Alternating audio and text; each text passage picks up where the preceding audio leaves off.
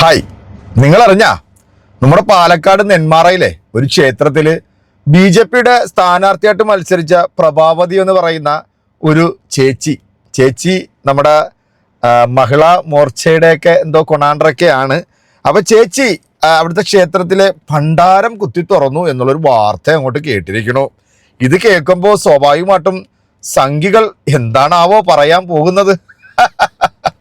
ഇവിടെ ശബരിമലയില് അയ്യപ്പന്റെ സ്വർണം കവർന്നതിന്റെ പേരിൽ ഏറ്റവും കൂടുതൽ പ്രശ്നമുണ്ടാക്കിയതും അതുപോലെ തന്നെ കൊര സംസാരിച്ചതും ഒക്കെ ഈ സംഘിയോളികളാണല്ലോ. ഇപ്പം പാലക്കാട് എന്ന് പറയുമ്പോഴത്തേക്ക് പാലക്കാട് മുനിസിപ്പാലിറ്റി ഭരിക്കുന്നത് BJP ആണ്.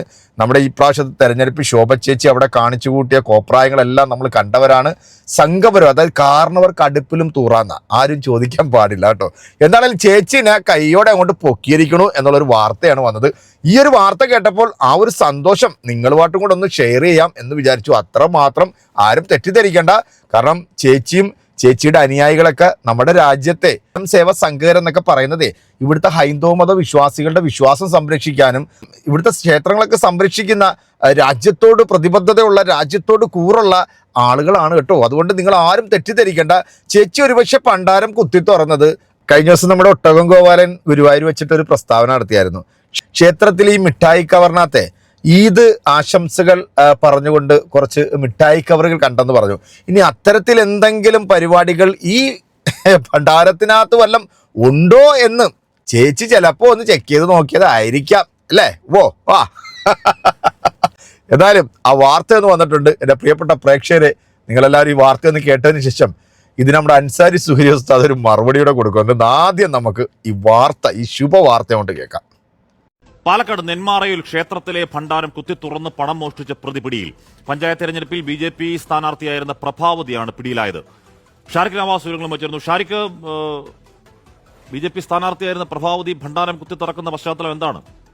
നെന്മാറ കണിമംഗലം ക്ഷേത്രത്തിലെ ഭണ്ഡാരമാണ് പ്രഭാവതി കുത്തി തുറന്നത്. മോഷണമായിരുന്നോ ലക്ഷ്യം എന്ന കാര്യം നമുക്കറിയില്ല. ഭണ്ഡാരം കുത്തി തുറക്കുന്ന പിന്നെ മറ്റെന്തിനാണ് എന്ന് പ്രേക്ഷകരോട് ചോദിക്കാം. ഭണ്ഡാരം കുത്തി തുറന്ന് മോഷ്ടിച്ച BJP സ്ഥാനാർത്ഥി പിടിയിൽ എന്നുള്ളതാണ് വാർത്ത. നെന്മാറ കണിമംഗലം ക്ഷേത്രത്തിലാണ്. പഞ്ചായത്ത് തെരഞ്ഞെടുപ്പിൽ BJP-യുടെ സ്ഥാനാർത്ഥിയെ മത്സരിച്ച ആളായിരുന്നു ഈ പ്രഭാവതി എന്നാണ് ഷാരിഖ് പറഞ്ഞത്. ഷാരിഖ്, അങ്ങനെയല്ലേ? പഞ്ചായത്ത് തെരഞ്ഞെടുപ്പിൽ BJP-യുടെ സ്ഥാനാർത്ഥിയായിരുന്നോ ഭണ്ഡാരം കുത്തി തുറന്ന് മോഷണം നടത്തിയ കേസിലെ പ്രതി ഷാരിഖ്?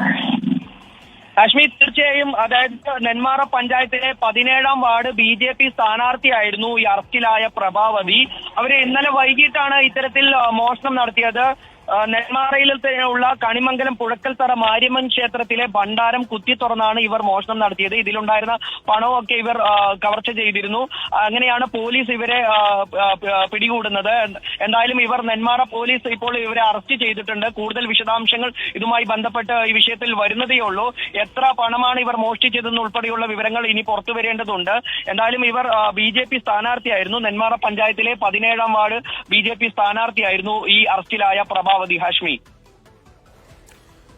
ഓക്കെ, ഷാരിഖ് നവാസാണ് ആ വാർത്തയുടെ വിവരങ്ങൾ നൽകിയത്. അപ്പോൾ ഈ CCTV ദൃശ്യങ്ങൾ ഇപ്പോൾ അത് പ്രഭാവതിയിലേക്ക് എത്തിയത് എങ്ങനെയാണ് ഷാരിഖ്? അതിൽ BJP നേതൃത്വത്തിന്റെ ഒരു പ്രതികരണം ഉണ്ടോ? BJP-യുടെ നേതാവാണോ പ്രഭാവതി? പഞ്ചായത്ത് തെരഞ്ഞെടുപ്പിൽ എല്ലാവരും മത്സരിക്കുന്ന എല്ലാവരും നേതാക്കളാണോ എന്നില്ലല്ലോ. കാശ്മീർ, ഇവർ BJP-യുടെ പ്രാദേശിക പ്രവർത്തക മാത്രമാണ്. അതായത് നേതാവൊന്നുമല്ല. ഇവർ പ്രാദേശിക പ്രവർത്തകയാണ്. BJP മത്സരിപ്പിച്ച ഒരു സ്ഥാനാർത്ഥിയെ മാത്രമാണ്. അതായത് പ്രാദേശിക പ്രവർത്തകയാണ്, അല്ലാതെ നേതാവല്ല. അപ്പോൾ ഇവരിലേക്ക് എത്തിയത്, അതായത് പോലീസ് ഈ പ്രദേശത്തെ CCTV ദൃശ്യങ്ങളും മറ്റും കേന്ദ്രീകരിച്ച് നടത്തിയ അന്വേഷണത്തിലാണ് പ്രഭാവതിയിലേക്ക് എത്തിച്ചേർന്നത്. എന്തായാലും പ്രഭാവതി കുറ്റം സമ്മതിച്ചിട്ടുണ്ട് എന്നാണ് പോലീസ് നമുക്ക് നൽകുന്ന വിവരം. പ്രഭാവതിയുടെ അറസ്റ്റ് രേഖപ്പെടുത്തി കഴിഞ്ഞു ഇതിനോടകം തന്നെ. ഇനി കോടതിയിൽ ഹാജരാക്കേണ്ടതുണ്ട്. ഇന്നാണ് പ്രഭാവതിയെ പോലീസ് അറസ്റ്റ് രേഖപ്പെടുത്തിയിട്ടുള്ളത്. നെന്മാറ പോലീസാണ് ഇവരുടെ അറസ്റ്റ് രേഖപ്പെടുത്തിയിട്ടുള്ളത്. എന്തായാലും ഇവർ ഈ ഭണ്ഡാരം കുത്തി തുറന്നാണ് ഈ മോഷണം ഇത്തരത്തിൽ നടത്തിയിട്ടുള്ളത്. കഴിഞ്ഞ ദിവസമാണ് ഇവർ ഈ മോഷണം നടത്തിയിരിക്കുന്നത്. ഈ മാര്യമ്മൻ ക്ഷേത്രത്തിലെ ഭണ്ഡാര കുറ്റിയാണ് ഇവർ കുത്തി തുറന്ന് അതിലുള്ള പണം ഒക്കെ കവർച്ച ചെയ്തിട്ടുള്ളത്. ഹാഷ്മി. ഓക്കെ, ഷാരിഖ് നവാസാണ് ആ വാർത്തയുടെ വിവരങ്ങൾ നൽകിയത്. BJP-യുടെ സ്ഥാനാർത്ഥിയായിരുന്ന പഞ്ചായത്ത് തെരഞ്ഞെടുപ്പിൽ വാർഡ് സ്ഥാനാർത്ഥിയായിരുന്ന പ്രഭാവതിയാണ് ഈ ഭണ്ഡാരം കുത്തി തുറന്ന് മോഷണ ശ്രമത്തിൽ ഇപ്പോൾ പോലീസ് പിടിയിലായിരിക്കും. മതി ഇത്രയൊക്കെ തന്നെ ധാരാളമാണല്ലേ. പ്രാദേശികമായിക്കോട്ടെ, ഇനി BJP-യിൽ അംഗത്വമുള്ളതായിക്കോട്ടെ, അല്ലെങ്കിൽ BJP മത്സരിച്ചതായിക്കോട്ടെ, എന്തും ആയിക്കോട്ടെ, ഇതൊക്കെ സംരക്ഷിക്കാൻ ബാധ്യതയുള്ള ആൾക്കാരാണല്ലോ നമ്മുടെ സംഘികളല്ലേ. അപ്പൊ സംഘികൾ ഇതിന് മറുപടി പറഞ്ഞില്ലെങ്കിൽ നമ്മുടെ ഉസ്താദ് മറുപടി പറയും കേട്ടോ.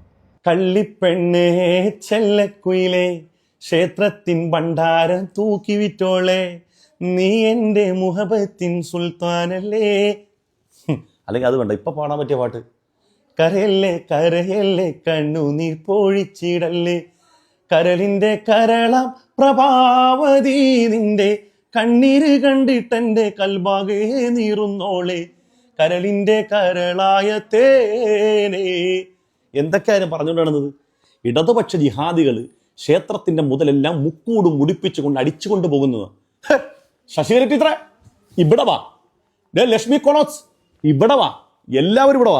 വേലിയിലിരുന്ന പാമ്പിനെ എടുത്ത് വല്ലയിടത്തും വെച്ചു എന്നൊരു ചൊല്ലില്ലേ, ഏകദേശം അതുപോലെ ഒരു പോസ്റ്റ് വന്നിട്ടുണ്ട്. നിങ്ങൾ ഇതുവെല്ലാം കണ്ട ഈ വാർത്ത, രാവിലത്തെ വാർത്ത, ഇന്ന് പ്രഭാതത്തിലെ പുഞ്ചിരി തൂകുന്ന വാർത്ത ഇതാണ്. നെന്മാറ പാലക്കാട് ക്ഷേത്രത്തിലെ ഭണ്ഡാരം കുത്തി തുറന്ന് മോഷണം. പഞ്ചായത്ത് തെരഞ്ഞെടുപ്പിലെ BJP സ്ഥാനാർത്ഥി പ്രഭാവതി നാടിൻ പ്രഭാവതിയെ പോലീസ് തൂക്കിയെടുത്തു. അന്ന് ഇപ്പൊ ഉണ്ടല്ലേ ബാഗിനോട് ഇപ്പൊ ഇടുന്ന മ്യൂസിക് ഏതാണെന്നറിയോ?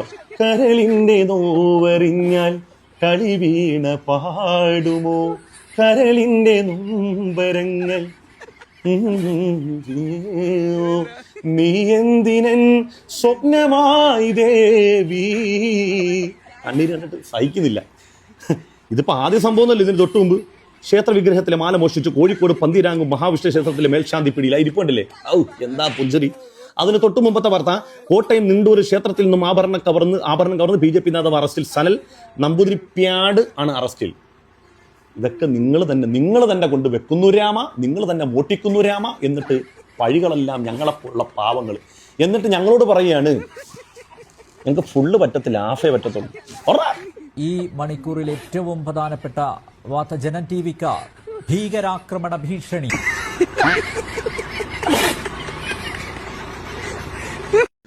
അപ്പൊ ഈ വാർത്ത നമ്മുടെ മലൻ TVയിലോ കർമ്മ കക്കൂസിലോ ന്യൂസ് 8-ലോ ഏഷ്യാനെറ്റിനകത്തൊന്നും തന്നെ അങ്ങോട്ട് വന്നിട്ടില്ല. കാരണം ഭണ്ഡാരം കുത്തി തുറന്നത് ശങ്കണി ചേച്ചിയാണ്. പോരാത്തതിന് മഹിളാ മോർച്ചയ്ക്ക് വേണ്ടി ഘോരം പ്രസംഗിക്കുന്ന വേട്ടാവളിയത്തിമാരൊക്കെ എവിടെ പോയെന്നേ. കള്ളന്റെ താക്കോൽ കൊടുത്തെന്നൊക്കെ നമ്മൾ ഒരു പഴഞ്ചൊല്ല് പറയാറുണ്ടല്ലോ അല്ലേ. LDF ഭരിച്ചപ്പോൾ എന്തൊക്കെയായിരുന്നു. അവരവിടെ മോഷ്ടിക്കുന്നു, അവരിവിടെ മോഷ്ടിക്കുന്നു, മറ്റത് ചെയ്യുന്നു, മറിച്ച് ചെയ്യുന്നു. ഇപ്പം ഇതിനെ കുറിച്ചിട്ടൊക്കെ പറയാൻ ഇവർക്ക് ആർക്കെങ്കിലും സാധിക്കുമോ? നമ്മുടെ വേറൊരുത്തി ഉണ്ടല്ലോ, പാലക്കാടുള്ള തന്നെ ഒരു വടയക്ഷി ഉണ്ടല്ലോ, ലസിത കൊണാണ്ട്ര. എന്തോ ആയിക്കോട്ടെ, ഇതൊക്കെ അറിഞ്ഞല്ലോ അല്ലേ സംഭവം. ഇനിയിപ്പോൾ ഇത് ഞങ്ങളുടെ ആളൊന്നും അല്ല, ഞങ്ങളുടെ പാർട്ടി മത്സരിപ്പിക്കാൻ വേണ്ടി നിർത്തിയ സമയത്ത് ഇവർ LDFകാരായിരുന്നു അല്ലെങ്കിൽ UDFകാരായിരുന്നു എന്നൊക്കെ പറഞ്ഞ് കൊണയടിച്ചുകൊണ്ട് ഇതിനകത്തോട്ടൊന്നും വരരുത്. അപ്പം എന്താണെങ്കിലും ഏൽപ്പിക്കേണ്ടിടത്ത് തന്നെ കൃത്യമായിട്ട് ഏൽപ്പിച്ചിട്ടുണ്ട്. ഇപ്പം നമ്മുടെ കേരളത്തിൽ ഏറ്റവും കൂടുതൽ ചർച്ച ചെയ്യുന്ന മറ്റൊരു വിഷയങ്ങളുണ്ട്, അത് നിങ്ങൾ ആരും കാണാതെ പോകരുത്. ട്രൈബൽ സ്കൂളിൽ കഴിഞ്ഞ ദിവസം നമ്മുടെ തിരുവനന്തപുരത്ത് നിന്ന് ജയിച്ചിട്ടുള്ള ഒരാളുണ്ടല്ലോ, ക്രൂഡ് ഓയിലിന് അന്താരാഷ്ട്രത്തിൽ വില കുറയുമ്പോൾ നമ്മുടെ നാട്ടിൽ വില കുറയുന്നില്ലല്ലോ എന്ന് പറഞ്ഞിട്ടുള്ള മണ്ടനെയൊക്കെ അവിടുത്തെ ജനങ്ങൾ ജയിപ്പിച്ചു വിടട്ടെ. ട്രൈബൽസ് വിഭാഗത്തിൽപ്പെട്ടുള്ള പിഞ്ചു മക്കൾ, കുഞ്ഞു മക്കളില്ലേ, കുഞ്ഞു മക്കൾക്ക് മിഠായി കൊടുത്ത ആ രീതി കണ്ടല്ലോ, ഉന്നത കൊലയും തോക്കിയിട്ടുണ്ട് വന്ന് ഇവൻ്റെയൊക്കെ ഈ ഐത്തം കാണിക്കുന്ന പരിപാടി പിഞ്ചു മക്കളുടെ അടുത്ത് വന്ന് കാണിച്ചില്ലേ. അതിനെക്കുറിച്ചിട്ടൊരു വീഡിയോ ഞാൻ ഉടനെ തന്നെ ഇടുന്നുണ്ട്. അപ്പം നിങ്ങളെല്ലാവരും ഒന്ന് കണ്ടൊന്ന് സപ്പോർട്ട് ചെയ്തേക്കണം കേട്ടാ. അപ്പം ഇതിൻ്റെ മറുപടി നിങ്ങൾ കൊടുക്കുമല്ലോ അല്ലേ. അപ്പം നമുക്ക് അടുത്തൊരു വീഡിയോയിൽ വീണ്ടും കാണാം.